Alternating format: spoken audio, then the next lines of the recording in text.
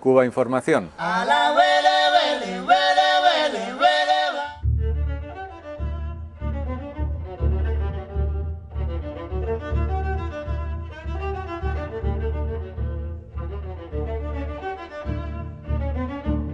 Yo te voy a decir algunos argumentos que habitualmente se utilizan para fabricar la contrarrevolución de Cuba, para tratar de caracterizar la contrarrevolución en Cuba desde el exterior, sobre todo desde cierto tipo de prensa que es muy agresiva contra nuestro país. Y yo quisiera que tú me ayudaras a deconstruir esos argumentos, es decir, a criticarlos a partir de tu experiencia, de tu vivencia específica.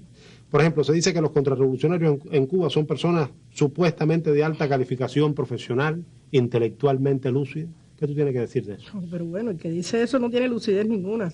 Es todo lo contrario. La contrarrevolución interna en Cuba, primeramente, son personas que el primer requisito que tienen es estar dispuestos a darlo todo por ponerse al servicio de una nación extranjera en contra de su país. Es decir, están cumpliendo todos los requisitos necesarios para ser un mercenario. Esa me parece que es la condición indispensable para estar en la contrarrevolución interna. Por cuanto la contrarrevolución interna es financiada y pagada por el gobierno de los Estados Unidos. Si no hay pago, no hay disidencia. Por tanto, tienes que estar de acuerdo en ser mercenario. Hay quien pretende decir, sobre todo, digamos, en alguna prensa amiamense, que son organizaciones unidas en un propósito, en una causa común. ¿Hay unión en esos grupos pequeños de contrarrevolución? No, para nada, todo lo contrario, desunión. Disputas, pero de muy mal gusto por el dinero, envidia. ¿Recuerdas alguna? Sí, como no, millones de veces en cada reunión que estaba siempre, fulano te mandó, ¿no? Porque a mí no me ha mandado y a mí quedó en mandarme, me tocaba y esas cosas que realmente te caen muy mal. Nada, en ninguna organización hay unión, absolutamente ninguna. No trato con esto de hacer ver las cosas como no son. Incluso los que me estén viendo en este momento por la televisión, de ellos mismos sabrán que no estoy diciendo una mentira. Ninguna organización de Estados Unidos, ninguna. Esa gente tiene un proyecto político que ofrecer para el futuro de Cuba. Dicen algunos por ahí, los que intentan inflar, construir la contrarrevolución. ¿Eso es cierto? Quisiera conocerlo porque en tantos años no lo vi nunca. No hay ningún proyecto. Si no hay unión, no hay proyecto político, no hay intelectualidad, no hay inteligencia, no hay sagacidad. Lo que sobra es la mediocridad. ¿Qué proyecto político? Además, ¿qué proyecto político pueden tener 100, 200, 300 mercenarios que lo único que quieren es cobrar dinero? No pueden tener proyecto político. Si hoy te mandaron a hacer un documento, mañana te pueden mandar a poner una bomba. Tú integraste y ahorita estabas comentando al principio del programa, por ejemplo, que fundaste un partido de 5 personas. ¿5 personas? ¿Cómo podía ser eso? Es decir, ¿cómo puede funcionar un supuesto partido con 5 personas? Porque eso a cualquiera le puede parecer una falta de sentido común increíble. Mira, a partir de un grupúsculo que tenía que ver con la democracia cristiana, pero que te digo que no era ni demócrata ni cristiano. Estas personas me invitan a leer unos documentos en una casa de La Habana Vieja, y pues sencillamente cuando yo me siento ahí en la máquina para leer los documentos a los que supuestamente me habían convidado, era para que me sentara y redactara en la máquina la constitución del partido. A esa hora, bueno, no me quedó más remedio que tomar la decisión de sentarme y hacerlo, porque ya a esa hora no podía hacer más nada, no podía avisar, no podía detener la acción. Y se hizo el acta de constitución del partido. 5 miembros. ¿Cuáles eran los afiliados? Cuando se enteraran en algún momento los que formaban parte de aquel grupúsculo, que eran el Ciego de Ávila, eran 8, y era donde más fuerte estaba creado aquello, o sea que en total en toda la isla no llegarían a 100, a todos reventar, que van, ni soñar que a 100.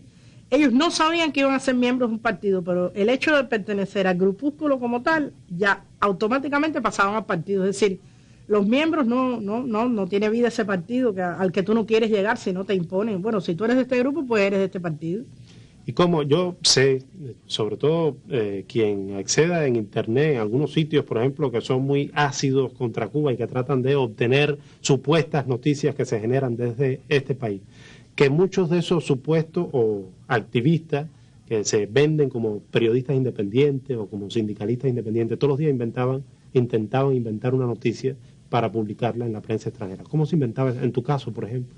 Mira, te contaba que yo hice un viaje a Santiago de Cuba y en el tramo de Bayamo a Santiago de Cuba me senté, en vez de conducir el lado, me senté en la ventanilla de la derecha con un pedacito de papel y un bolígrafo y cada vez que pasaba por una empresa porcina tal, kilómetro tal, carretera, yo anotaba y tomaba esos datos de la empresa. Y cuando llegué a la casa me senté en la computadora, en mi oficina, y redacté, creo que no sé, infinidad de notas sobre supuestos nombres, supuestas violaciones y supuestos centros de trabajo. Y así con eso conformaba un reporte para la Organización Internacional de Trabajo.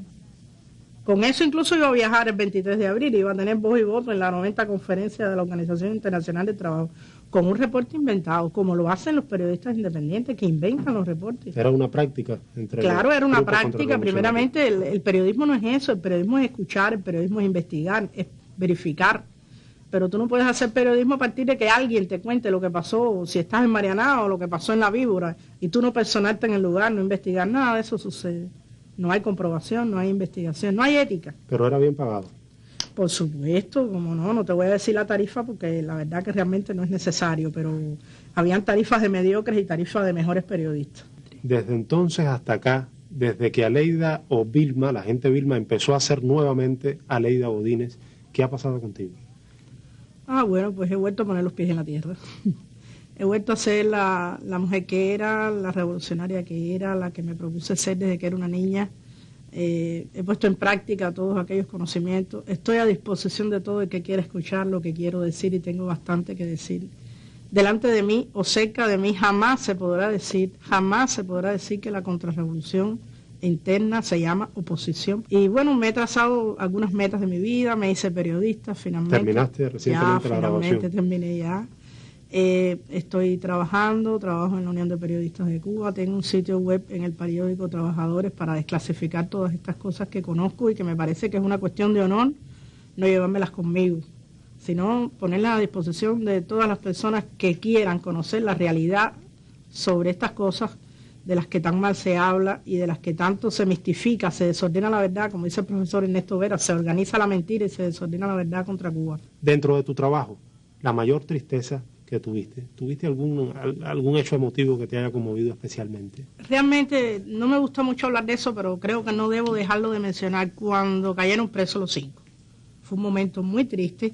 Y cuando Elian estaba en Miami, que estaba en ese tiempo en que no se sabía si regresaba, si no regresaba, si lo devolvían, si no lo devolvían, fueron 2 momentos difíciles porque yo no podía emitir mi opinión y tenía que pues hacerme eco de lo que estaba escuchando y me contenía, me contuve mucho. Soy una gente que tengo gran posibilidad para contener las emociones, soy muy fría y eso me ayudó mucho.